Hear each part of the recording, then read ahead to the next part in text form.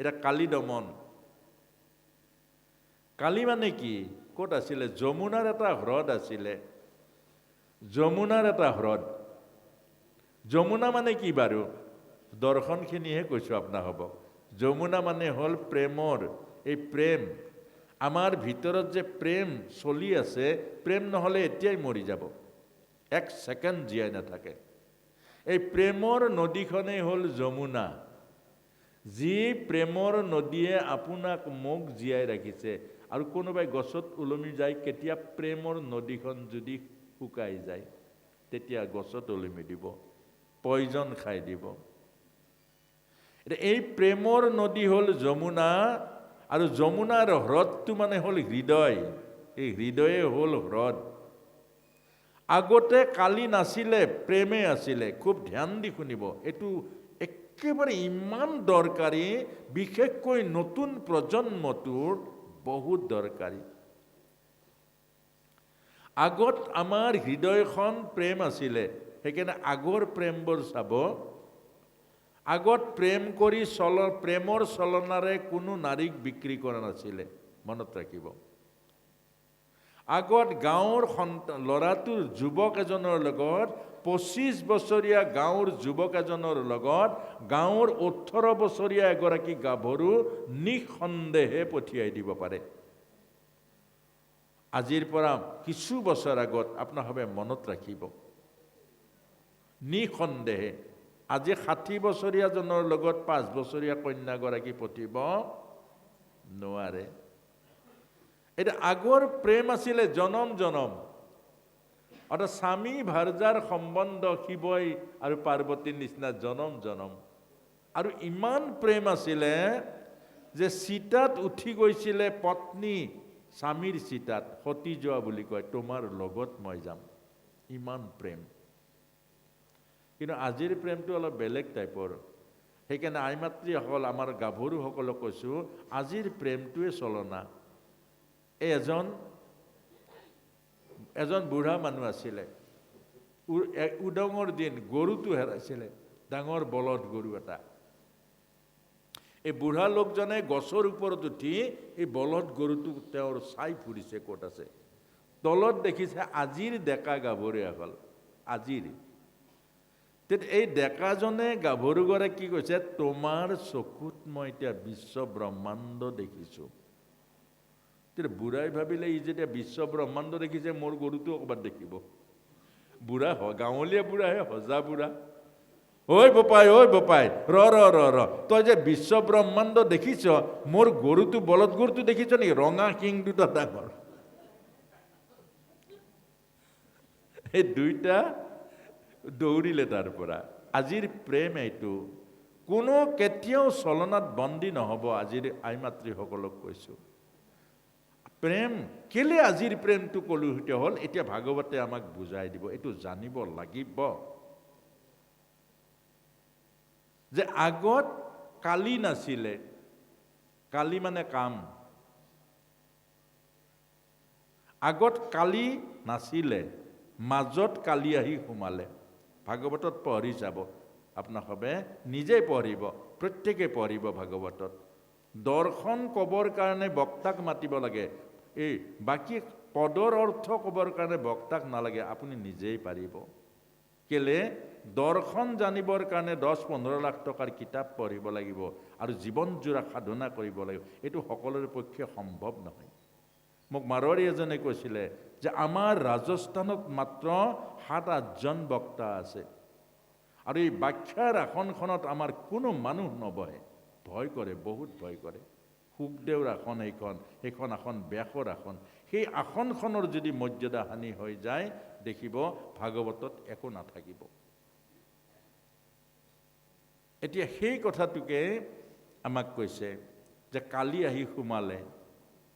ওপৰে উৰি যোৱা চৰাইবোৰো মৰে। কাম এনেকুৱা ভয়ানক, কাম এনেকুৱা ভয়ানক, কোৱা নাই জানো? 60 বছৰীয়া ককাকৰ লগত নাতি থাকিব নোৱাৰে। এতিয়া কাম তেনেকুৱা। অলপতে এনেকুৱা ভয়ানক ভয়ানক কথাবোৰ ঘটি আছে। আমি অলপতে আজি কেইদিনমান আগতে ফেচবুকত পাইছোঁ, বিয়ৈকে বিয়নীজনীক পলাই লৈ গ'ল। আৰু কি বাকী থাকিলে বাৰু? এতিয়া যদি আমি ভয় নকৰোঁ, এইটো নিৰাময় কৰিবলৈ যত্ন নকৰোঁ, নিৰাময়ৰ উপায় হ'ল এই ভাগৱতত আছে। এতিয়া সেই কামৰূপী কালিক দমন কৰিবৰ কাৰণে লাগিব আধ্যাত্মিক জীৱনৰ সাধনা, এইটোকে বুজাইছে। আধ্যাত্মিক জীৱনৰ সাধনা লাগিব কামৰূপী কালিক দমন কৰিবৰ কাৰণে। এতিয়া সেই গোপ বালকসকলে যমুনাৰ হ্ৰদৰ পানী খাই অচেতন হৈ পৰিলে, অচেতন।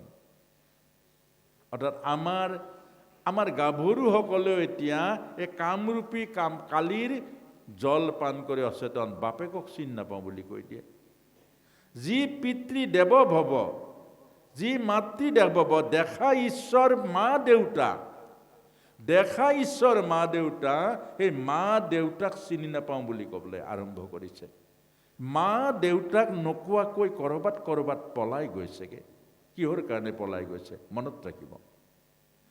জন্ম দিয়া এগৰাকী মা, 10 মাহ 10 দিন গৰ্ভত ৰখা এজনী মা, যিজনে স্তনপান কৰাই জীৱন দিছে, যিজনে 20টা মূত্ৰ ধুৱাই ডাঙৰ দীঘল কৰিছে, যিজনে জীৱনৰ সৰ্বস্ব ত্যাগ কৰি ডাঙৰ দীঘল কৰিছে, সেইজনী কন্যাই মাকক লুকুৱাই কৰবাত পলাই যায়। সেইজনী কন্যাই মাকক ঠগায়। কিয়? অচেতন নহয় জানো? অচেতন নহয় জানো? মা কি নাজানে? করুণাময়ী, দয়াময়ী, মমতাময়ী, সেই মাকক ঠগে। যিজন দেউতাকে জীৱনৰ সৰ্বস্ব ত্যাগ কৰি এক পইচাকৈ গোটাই আপোনাৰ জীৱন বিকাশৰ কাৰণে যত্ন কৰিছে, নিজে নাখাই খুৱাইছে, কৰবাৰ পৰা আনিছে, আৰু সেইজন দেউতাকক ঠগিছে, সেইজন দেউতাকক ভাগি দিছে। কিহৰ কাৰণে? কাম। সেইটো অচেতন, অচেতন কাম। আৰু সেই কামৰূপী কালিক দমন কৰিছে ভগৱান কৃষ্ণই। অৰ্থাৎ আধ্যাত্মিক জীৱনে আপুনি আপোনাৰ সন্তানক ভাগৱতী জ্ঞান দিয়ক, ভাগৱতৰ সাধনা দিয়ক, সেইজনেহে কামৰ ওপৰলৈ উঠিব, সেইজনেহে ৰামৰ। আজি এই কথাখিনি আমাক বুজাইছে। এতিয়া ভগৱান কৃষ্ণই কালিৰ হ্ৰদত জাপ মাৰিলে আৰু কালিৰ শিৰত উঠি নাচিছে। অৰ্থাৎ কালি মানে কাম। আকৌ কৈছোঁ, এই 5টা মুখ থকা সাপটো নহয়, সাপটো হ'ল এটা প্ৰতীক, আৰু আমাৰ ভিতৰত থকা কামো পঞ্চমুখী কাম। কামৰ হাজাৰ হাজাৰ ফণা, হাজাৰ হাজাৰ মুখ আছে। অৰ্থাৎ এটা মানুহে কামনাৰ দ্বাৰা এগৰাকী নাৰী নহয়, শ শ নাৰীৰ জীৱন ধ্বংস কৰি দিব। এতিয়া কত শ শ নাৰী বিক্ৰী কৰিছে কামনাৰ দ্বাৰা, কত কামনাৰ দ্বাৰা তেল ঢালি জ্বলাই দিছে। গতিকে এইটোকে কৈছে কাম। ভগৱান কৃষ্ণই কালি হ্ৰদত জাপ মাৰি কালিৰ শিৰত নাচি নাচি, শিৰৰ গোটেই শিৰ তলফালে মুচুকা খাই গ'ল। পত্নী নাগপত্নীসকলে প্ৰাৰ্থনা স্তুতি কৰিছে। তেতিয়া কৈছে, তই ইয়াত নাথাকিবি বোলে, প্ৰভু ইয়াৰ পৰা গ'লে গৰুণ্ডই মোক মাৰি পেলাব, খাই পেলাব। শুন, মোৰ এই ধ্বজ ব্ৰজ বংকুশ পদ্ম পঞ্চচিহ্ন চৰণ দৰ্শন পালে গৰুণ্ডই একো নকৰে। তই কলৈ যা? ৰমণক দ্বীপলৈ। কাম মাৰিব নোৱাৰে, কাম লাগিব। ক'ত ব্যৱহাৰ হ'ব কাম? পবিত্ৰ স্বামী আৰু ভাৰ্যাৰ সম্বন্ধৰ মাজেৰে কাম ব্যৱহাৰ কৰক, ৰামক জন্ম দিয়ক। কিন্তু বিকৃত দেহৰ কামনা বাসনা পূৰণ কৰিবৰ কাৰণে এই প্ৰেতাত্মাবোৰ জন্ম নিদিব। অৰ্থাৎ দেহৰ ভোগ আৰু বিলাসৰ বাবে আমাক কাম দিয়া নাই, কাম দিছে ৰামক জন্ম দিবৰ কাৰণে, কাম দিছে ভগৱানক, ঈশ্বৰীয় দেৱকীক নমাই আনিবৰ কাৰণে। সেইকাৰণে আমাৰ বিবাহ সংস্কৃতিত কৈছে, তোমাৰ হাড়ে মোৰ হাড় মিলক, তোমাৰ মাংসই মোৰ মাংস মিলক, তোমাৰ মনে মোৰ মন মিলি আমি দুয়ো লগ লাগি এখনি সৰগীয় সংসাৰ ৰচনা কৰোঁ, য'ত সৰগৰ দেৱকীকো আহি পৃথিৱীৰ বুকুত সোণৰ সংসাৰ, স্বৰ্গৰ সুখ ৰচনা কৰিব। এইবোৰ ভাৰতীয় সংস্কৃতি। গতিকে এই কথাটোকে আমাক বুজাইছে। আৰু সেই কামজয় কেলি, অৰ্থাৎ আমাৰ যুৱ প্ৰজন্মক আজি আধ্যাত্মিকতাৰে গঢ়ি তোলক। আজি যুৱ প্ৰজন্মক আধ্যাত্মিক, এই যে 12 বছৰ বয়সত পুৰুষৰ প্ৰথম শুক্ৰ আৰম্ভ হয়, এইটোকে যৌৱন বুলি কয়। আৰু সেইকাৰণে 12 বছৰ বয়সৰ পৰা ভগৱান কৃষ্ণক গোচাৰণ কৰিবলৈ, গো মানে ইন্দ্ৰিয়, চাৰণ মানে সাধনা, নহ'লে ভগৱানে গৰু চৰাবলে নেকি? নহয়। আপোনাৰ আমাৰ সন্তানসকল 12 বছৰ বয়সত প্ৰথম বীৰ্য শক্তি আৰম্ভ হয়, যৌৱন আৰম্ভ হয়, আৰু সেই যৌৱনক ধৰি ৰাখিবৰ কাৰণে ব্ৰহ্মশক্তি বীৰ্য শক্তিক কপাললৈ নিবৰ কাৰণে, বীৰ্য শক্তিক ঊৰ্ধ্বগতি কৰিবৰ কাৰণে, আৰু এই বীৰ্য শক্তি ব্ৰহ্মশক্তি হ'ল এটা সৰগৰ দেৱ শিশুক নমাই আনিবৰ কাৰণে মহাসম্পদ, আৰু সেয়াই গোচাৰণ সাধনা, ইন্দ্ৰিয়ক নিয়ন্ত্ৰণৰ সাধনা আৰু ইন্দ্ৰিয় সংযমৰ সাধনা। এইকাৰণে আজি নামঘৰ দিছে গুৰুজনাই, আজি ভাগৱত দিছে আমাক। ইয়াত আজি ভাগৱতত গোটেই যুৱচামটো, গোটেই শিশুসকলক এবাৰ কিয় নকলে আপোনাসবে যে ল'ৰাখিনি আহক বহক ইয়াত, কিয় নকলে আপোনাসবে? আৰু সিহঁত ডাঙৰ হ'লে আপোনাসবে প্ৰত্যেকে ক'ব যুৱচাম নষ্ট হ'ল, যুৱ সমাজ বেলেগ ফালে গ'ল, কেলে আজি আমাৰ পিতৃ মাতৃ হৈ নিজৰ সন্তানসকলক ইয়াত আনি কিয় বহাব নোৱাৰিলে? ঘৰত সেৱা এটা পাতিব, আপোনাৰ ল'ৰা ছোৱালী নাথাকে, বুঢ়া বুঢ়ী হালে সেৱা কৰি ফুৰিব, কিয় নকলে? এই প্ৰশ্নটো মোৰ থাকি গ'ল আজি শিৱসাগৰত, কিয় নকলে? অন্তত যত্নটো কৰিব। কাৰ কাৰণে পাতিছে ভাগৱত? এই ভাগৱত কাৰ কাৰণে পাতিছে? এই ঘৰ কাৰ কাৰণে বনাইছে? এই গাড়ী কাৰ কাৰণে বনাইছে? এই নামঘৰ কাৰ কাৰণে বনাইছে? কাৰ কাৰণে? এই সকলৰ কাৰণে নহয় জানো? আজি আপোনাৰ গাড়ী আছে, মাটি আছে, বাৰী আছে, ধন ঐশ্বৰ্য বিভূতি আছে, সন্তানটো যেতিয়া বিপদগামী হৈ যাব, সন্তানটো যেতিয়া নষ্ট হৈ যাব, এইদিনা বুজিব এইবোৰৰ কোনো অৰ্থ নাথাকিব।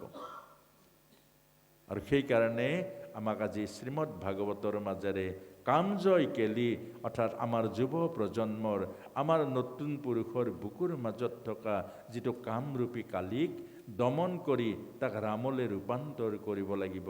আৰু সেই ৰামৰ দ্বাৰা, অৰ্থাৎ সেই পবিত্ৰ কামৰ দ্বাৰা আমি নতুন নতুন দেৱ শিশু, নতুন নতুন ঈশ্বৰীয় গুণযুক্ত শিশু আমাৰ বুকুৰ মাজলৈ, ধৰাৰ মাজলৈ, আমাৰ সমাজৰ মাজলৈ নমাই আনিব লাগিব।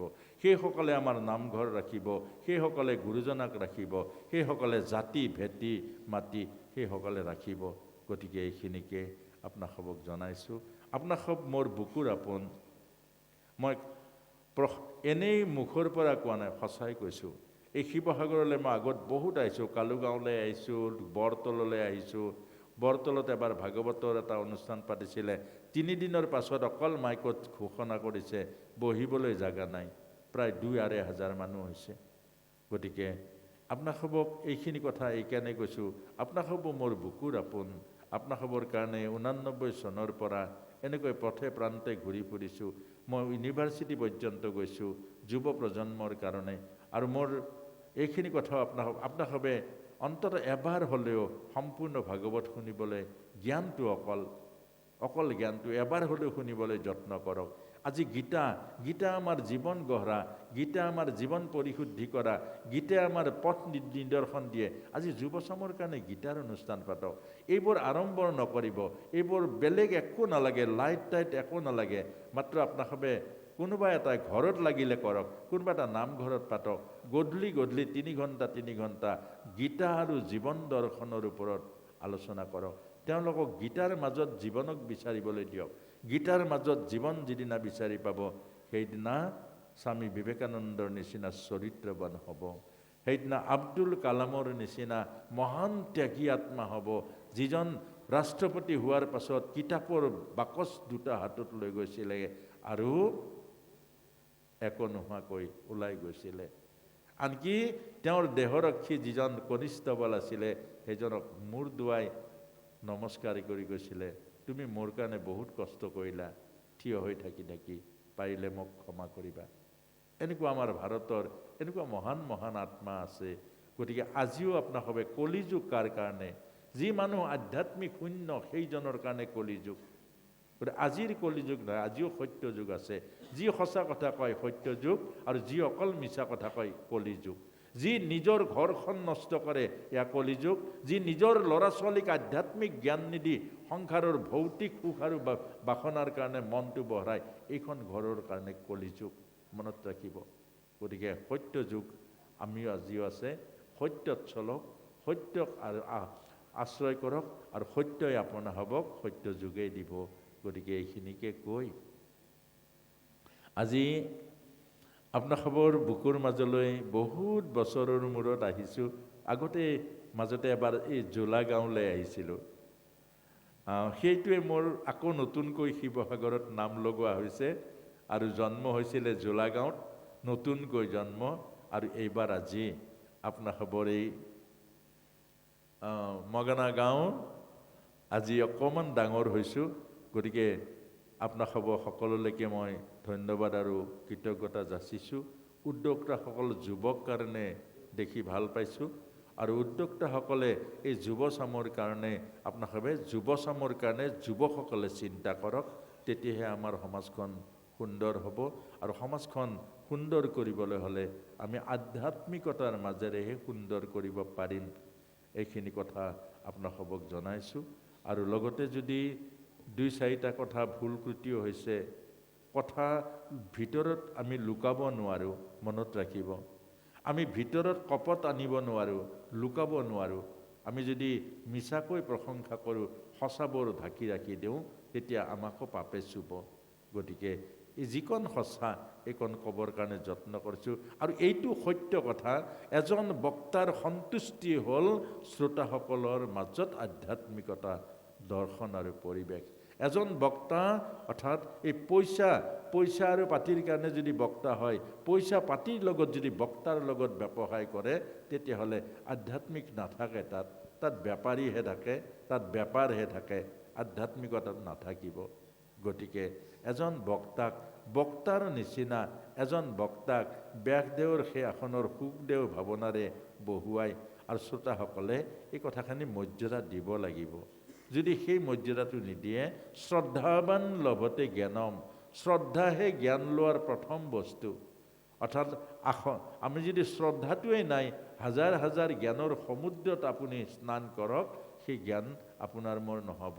অৰ্থাৎ গংগা স্নান কৰিলে মানুহৰ পুণ্য নহয়, যদি গংগাৰ ধাৰণা নাথাকে। গংগাৰ ধাৰণাৰে স্নান কৰিলেহে আমাৰ পুণ্য হ'ব। এইখিনিকে কৈ আমাৰ পাঠক প্ৰভু সমস্তক কেতিয়াবা এনেকুৱা হয়, আচলতে ভৱিষ্যতে এই যে পাঠটো ৰখাই আমি বহিছোঁ, এই এটা ছিষ্টেম কৰিব লাগে যে ইমান ঘণ্টাৰ পৰা ইমান ঘণ্টালৈ পাঠ হ'ব, ইমান ঘণ্টাৰ পৰা ইমান ঘণ্টাকণ ব্যাখ্যা হ'ব। তেতিয়া পাঠৰ আসনখন এৰি দিলেও আপত্তি নহ'ব। কেলৈ কথাটো একেদে, পাঠকজন ইমান ঠাণ্ডাত যদি বহি থাকে, তেওঁতো বাহিৰত বহিলে কাপোৰ এখন ল'ব পাৰিব, বাহিৰত বহিলে চোলা এটা পিন্ধিব পাৰিব। গতিকে ব্যৱস্থাটো পাছত এটা পদ্ধতি, এটা বিজ্ঞানসন্মত ভাৱনাৰে ব্যৱস্থাটো ল'ব লাগে যে আমি বিশেষকৈ ৰাতিপুৱা 5 বজাৰ পৰা 8 বজালৈ বা 9 বজালৈ পাঠ দিব লাগে। ঘৰৰ পৰা শুনিব, ইয়াত 2-4জন ভকত থাকিব, গোটেই বায়ুমণ্ডলটো শোধন হ'ব আৰু গোটেই গৃহস্থী আশ্ৰমসমূহত অন্ততঃ সেইখিনি সময়ত বেয়া কথা মনলৈ নাহিব, বেয়া চিন্তা নাহিব, লোকচানো একো নহয়। আৰু দুপৰীয়া সাধাৰণতে পাঠ কৰিলে কি হ'ব, মানুহ নাহে। আৰু ৰাতিও গোটেই ৰাতি পাঠ কৰি দিব, কিন্তু কোনো নাথাকে। কোনো নাথাকিলে পাঠ কৰি থাকিলে, অৰ্থাৎ আপোনাৰ ভাগৱত, আপুনি গৃহস্থী, আপুনি সেৱকী, ইয়াত ভাগৱত পাঠ কৰিব, আপুনি গৈ বিচনাত শুই থাকিব। তেতিয়া অপৰাধহে লাগে। আমি কলি যুগত যিমানটো পাৰোঁ সিমানখিনিকে কৰিব লাগে, আৰু যিমানখিনি নোৱাৰোঁ সেইখিনি এৰি দিব লাগে। গতিকে আমাৰ যুৱ প্ৰজন্মক, আমাৰ নতুন পুৰুষসকলে এই অনুষ্ঠানভাগ আয়োজন কৰি অতি মহৎ কাম কৰিছে। আপোনালোকক পুনৰ ধন্যবাদ আৰু কৃতজ্ঞতা যাচিছোঁ। ভগৱানে আপোনালোকক আৰু সুদূৰ প্ৰসাৰী চিন্তা দিয়ক আৰু সমাজখন ধৰি ৰাখিবৰ কাৰণে, বিশেষকৈ যুৱ চামটোক আনিবৰ কাৰণে যত্ন কৰিব। আৰু ইয়াত বয়োজ্যেষ্ঠসকল আছে, আপোনালোকৰ সন্মুখত এইখিনি কথা অকণমান 2-4টা অকণমান উচ্চ স্তৰত কোৱাৰ নিচিনাও হৈছে। গতিকে আপোনালোকে ক্ষমা কৰিব। আই মাতৃসকলটো মোৰ জননী সদৃশ, আৰু এয়াও আমি মাতৃ ঋণে পৰিশোধ কৰিছোঁ। আমাক মায়ে জন্ম দিছে, এই দেহটো মায়ে দিছে, আৰু সেই মায়ে দিয়া জন্ম, মায়ে দিয়া দেহ আৰু মাৰ মৰম স্নেহ প্ৰেম প্ৰীতি আমি এই ভাগেই আপোনালোকক মা ভাৱনাৰে এইকণ সেৱা কৰিবৰ কাৰণে যত্ন কৰিছোঁ। ইয়াতো যদি ভুল ত্ৰুটি হৈছে আপোনালোকে ক্ষমা কৰিব। বিশেষকৈ মোৰ লগতে 3জন ডেকা আছে। আমাৰ ডিম্পলে এতিয়া বিয়া বাৰু পতা নাই, মাজত সি MA কৰি আছে। আৰু আমাৰ মুকুন্দ মুৰাৰী এজন বিয়া পাতিলে, আৰু বিশেষকৈ ঘৰ সংসাৰ আছে, ল'ৰা এটি আছে, আৰু এওঁ মানে ষ্টেজ প্ৰগ্ৰামো কৰে। মই এই যুৱ চামটোক আনিবৰ কাৰণে, আমাৰ যুৱ চামটো অকণমান আকৰ্ষণ কৰিবৰ কাৰণে, আৰু পাঠ নোহোৱালে ভাগৱতটো অকল কথাখিনি শুনি থাকিলে মানুহৰ আমনি লাগিব বুলি এটা আমাৰ গুৰুজনাৰ যিটো বাদ্যযন্ত্ৰৰ মাজেৰে দিহানামৰ এই ব্যৱস্থাটো ৰাখিছোঁ। আৰু আমাৰ ৰংমন ই নাহৰকটীয়াৰ আত্মাস্বৰূপ গোটেই গোপিনীসকলে, আজিতো তাত গোপিনী নাই কাৰণে গোপিনীসকলে খুব হেৰি কৰি আছে। ই বাঁহীটো ভগৱানৰ কৃষ্ণৰ বাঁহীটোৱে হাতত ল'লে, তাৰ ৰংটো আকৌ কৃষ্ণ। গতিকে আৰু সেই কথাটোৰ কাৰণে এই আমি এটা আধ্যাত্মিক পৰিয়াল এটা, এওঁলোকৰ দেহৰ সম্বন্ধ মোৰ নাই, কিন্তু আত্মাৰ সম্বন্ধ আছে। আমি এটা আধ্যাত্মিক পৰিয়াল ৰূপে আজি বহু বছৰৰ পৰা এই সেৱা কৰিবৰ কাৰণে আপোনালোকক যত্ন কৰিছোঁ। গতিকে আপোনালোকক আৰু এটা আমি কথা কৈ থৈ যাওঁ, খুব সীমিত অৱস্থাত কোনো এইবোৰ আৰম্ভ নকৰাকৈ কোনোবা এটা নামঘৰত মোৰ হেঁপাহ আছে যে 4 দিনমানৰ কাৰণে গীতা দৰ্শনৰ এটা অনুষ্ঠান কৰিব লাগে। নামঘৰ এটা আপোনালোকে দিলেই হ'ল। অকল গধূলি 3.5 ঘণ্টা গীতা দৰ্শনটো হ'ব, যুৱ প্ৰজন্মৰ উপযোগী কৰি। আৰু দিনত 11 বজাৰ পৰা 12:30 বজালৈকে আই মাতৃসকলৰ কৰ্মশালা হ'ব। গৃহস্থী ধৰ্ম, মাতৃশক্তি জাগৰণ, গৃহস্থী ধৰ্মৰ আৰু আই মাতৃসকলৰ দায়িত্ব কৰ্তব্যৰ ওপৰত 1.5 ঘণ্টা। আৰু 3:30 বজাৰ পৰা আমাৰ ষ্টুডেণ্টখিনি, আমাৰ গাঁৱৰ যুৱকখিনি চৰিত্ৰ গঠন আৰু ব্যক্তিত্ব বিকাশৰ ওপৰত মাত্ৰ 1.5 ঘণ্টা কৰ্মশালা। আৰু সন্ধিয়াৰ টাইমটো বেলেগ কোনো চাহ তামোল জলপান ব্যৱস্থা কৰিব নোৱাৰিব। সন্ধিয়া মাত্ৰ খিচিৰিটো থাকিব, 1 বাতি 1 টাইম পাত্ৰত। এনেকুৱা এটা নামঘৰ বিচাৰি ফুৰিছোঁ আমি শিৱসাগৰৰ অঞ্চলত। গতিকে আপোনালোককো এই প্ৰস্তাৱটো দিলোঁ, কোনোবা এটা নামঘৰৰ ব্যৱস্থাটো যদি আপোনালোকে কৰে, আৰু সেই কথাখিনিয়ে যত্ন আপোনালোকলৈ প্ৰস্তাৱ এটা ৰাখি, আৰু আমি ৰাতিপুৱা সোনকালে যাব লাগিব। তাত আমাৰ নাহৰকটীয়াত আকৌ অনুষ্ঠানটো আছে। মই 12 তাৰিখলৈকে নাহৰকটীয়াত থাকিব লাগিব। 7 দিনীয়া ভাগৱত কথা আৰু ব্যাখ্যাৰ অনুষ্ঠান। তাত 14 বছৰে ব্যাখ্যা হৈছে 7 দিনীয়াকৈ, আৰু প্ৰতিটো বছৰতে আমিও আহি আছোঁ। তাত 2জন ব্যাখ্যাকাৰ নামাতে। গতিকে এইবাৰ মাত্ৰ মোৰ এইখিনি ইয়াত মাজত আহিব লগা কাৰণে এজনক দায়িত্ব দি থৈ আহিছোঁ। এইখিনিকে কৈ আপোনালোকক পুনৰ সেৱা জনাই আপোনালোকৰ শিৱসাগৰবাসীৰ এই অন্তৰ্বৰ্তী সমস্ত ৰাইজলৈকে প্ৰভু ভগৱন্তৰ চৰণত প্ৰাৰ্থনা জনাইছোঁ। গৃহে গৃহে আধ্যাত্মিক সুখ শান্তি হওক, আপোনালোকৰ ভৱিষ্যতৰ প্ৰজন্মটো ঈশ্বৰমুখী হওক। আৰু এইখিনিকে সেৱা কৰি আৰু আমাক দিয়া দায়িত্বভাগ ইয়াতে সামৰণি মাৰিছোঁ। ওম সৰ্বে ভৱন্তু সুখিনঃ, সৰ্বে সন্তু নিৰাময়াঃ, সৰ্বে ভদ্ৰাণি পশ্যন্তু, মা কচ্চিৎ দুঃখভাগ ভবেৎ। ওম শান্তি শান্তি শান্তি। জয় গোবিন্দ মহাপ্রভু।